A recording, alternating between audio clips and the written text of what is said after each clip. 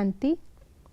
आज 28 सितंबर 2025 है और आज देवी की पूजा काल रात्रि रूप में होती है, जिसने सिर्फ मोटे मोटे असुरों का संहार नहीं, ऊपर ऊपर से मेन असुरों का संहार नहीं, लेकिन जो सूक्ष्म रूप है, जो असुरी संस्कारों का बीज है, उसको ही जड़ से समाप्त कर दिया कि कभी वो असुर दोबारा पैदा हो ही ना सके। तो यही कर्तव्य बाबा अब हमें योग के द्वारा बताते हैं, जो योग हमारे अंदर से विकारों के उस मोटे और महीन रूप के वंश को भी पूरा का पूरा समाप्त कर सके। तो आइए ऐसे योग अग्नि को प्रज्वलित करने के लिए सुनते हैं बाबा के अव्यक्त इशारे। पाप कटेश्वर व पाप हरनी तब बन सकते हो जब याद ज्वाला स्वरूप होगी। इसी याद द्वारा अनेक आत्माओं की निर्बलता दूर होगी। इसके लिए हर सेकंड, हर श्वास बाप और आप कंबाइंड होकर रहो। कोई भी समय साधारण याद ना हो। स्नेह और शक्ति दोनों रूप कंबाइंड हो। जैसे देवी काली या काल रात्रि को पाप कटेश्वरनी बोलते हैं, पाप हरनी बोलते हैं, क्योंकि जो बीज था पाप का, उस बीज को ही समाप्त कर दिया।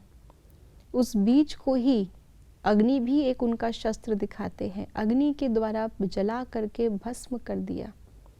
तो ये कर्तव्य अब हमें करना है। सारा संसार इस समय पे पाप से परेशान हो चुका है। पाप का घड़ा संसार में अब भर चुका है। तो सभी के पाप धोने के लिए अब इस योग अग्नि की आवश्यकता है। इसके लिए बाबा कहते हैं कि आप और बाप कंबाइंड स्वरूप में हो। क्यों? क्योंकि अगर हम सिर्फ अपनी शक्ति को यूज़ कर रहे हैं तो हमारी शक्ति निरंतर सब आत्माओं के लिए कैसे काम करेगी? इतना स्टॉक तो हम आत्मा के अंदर नहीं है। हाँ, जब हम बाबा के साथ, पावर हाउस के साथ कनेक्टेड रह सकते हैं तो हमारा स्टॉक निरंतर बढ़ता जाएगा और हम निरंतर सबके पापों को भस्म करने की शक्ति रख पाएंगे। पहले स्नेह से उन्हें समीप लाना है। पहले ही शक्ति स्वरूप दिखा देंगे तो कहीं वो डर ना जाएं। जैसे पहले ही जब लोग त्याग और तपस्या देखते हैं तो सोचते हैं बड़ा मुश्किल है, लेकिन जब ये समझते हैं कि ये तो हम लोग बहुत हंसते हंसते बाबा के प्यार में, परिवार के प्यार में कर रहे हैं, इसमें कोई बड़ी बात नहीं, तो वो हिम्मत रखते हैं कि कम से कम हम ट्राई तो करें। इसलिए बाबा कहते हैं कि स्नेह और शक्ति स्वरूप दोनों दिखाने हैं। जैसे देवियों के हाथ में शस्त्र भी हैं, लेकिन उनको माँ भी कहते हैं क्योंकि उनसे वो स्नेह की अनुभूति भी होती है। तो पहले स्नेह से आत्माओं को स्वयं के और बाप के समीप लाना है।